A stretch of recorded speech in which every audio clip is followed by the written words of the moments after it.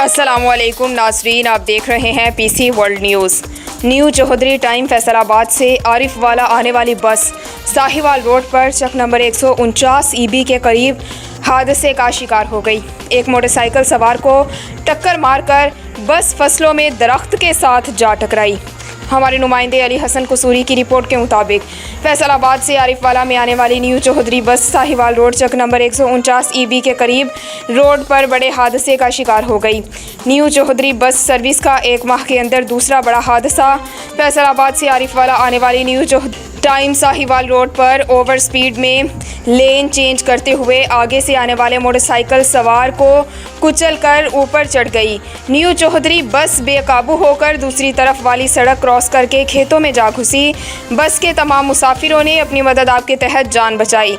इतला मिलते ही पुलिस मौके पर पहुंच गई। बस के मुतअद्दिद मुसाफिर जख्मी, मोटरसाइकिल सवार को जख्मी हालत में THQ आरिफ वाला मुंतकिल कर दिया गया।